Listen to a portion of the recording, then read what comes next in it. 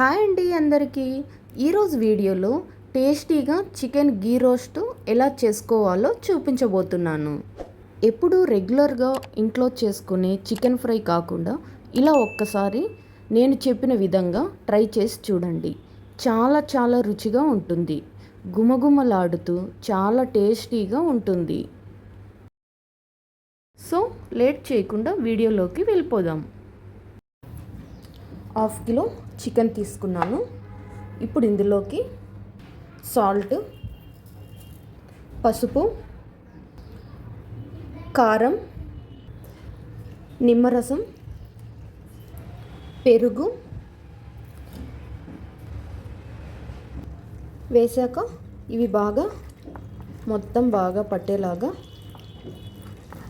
Mix చేసుకోవాలి. ముక్కలకి బాగా పట్టించాలి.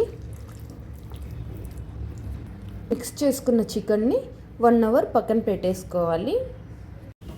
స్టవ్ ఆన్ చేసుకొని ఒక కడాయి పెట్టుకోవాలి. ఇప్పుడు ఇందులోకి చెక్క, లవంగం, యాలకులు, బిర్యానీ ఆకు వేసుకోవాలి. జీలకర్ర, సోంఫ్, ధనియాలు, ఎండుమిర్చి వేసి ఇవన్నీ బాగా ఫ్రై చేసుకోవాలి.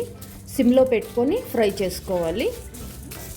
సిమ్లో పెట్టుకొని ఫ్రై చేయడం వల్ల మంచిగా ఫ్రై అవుతాయి. చూసారా, చక్కగా ఫ్రై అయిపోయింది. ఇప్పుడు ఇది తీసేసుకొని పక్కన పెట్టుకొని చల్లార్చుకోవాలి. ఇప్పుడు వేరొక కడాయి పెట్టుకోవాలి.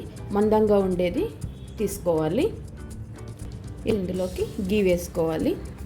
నెయ్యి వేడైంది కదా, ఇప్పుడు మసాలా వేసి పెట్టుకున్న చికెన్ని వేసుకోవాలి.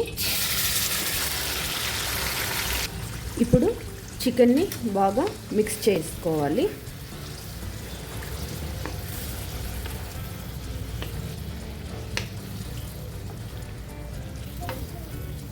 ఇలా బాగా మిక్స్ చేసుకోవాలి.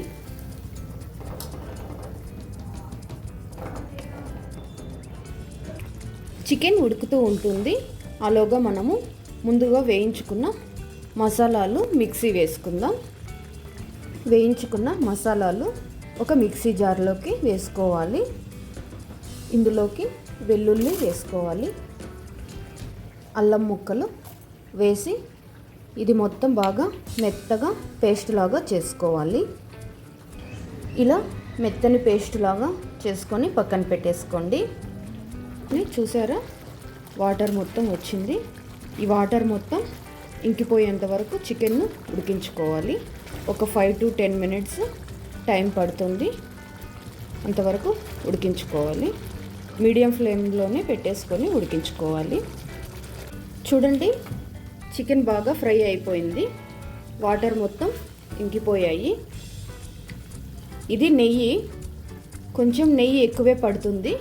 గీ రోస్ట్ కదండి, కొంచెం ఎక్కువే పడుతుంది.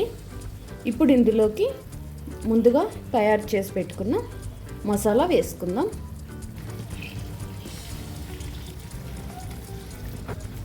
మసాలా వేసాక చికెన్ను మిక్స్ చేసుకోవాలి. ఇలా గీలో బాగా ఫ్రై చేసుకోవాలి. చూడండి,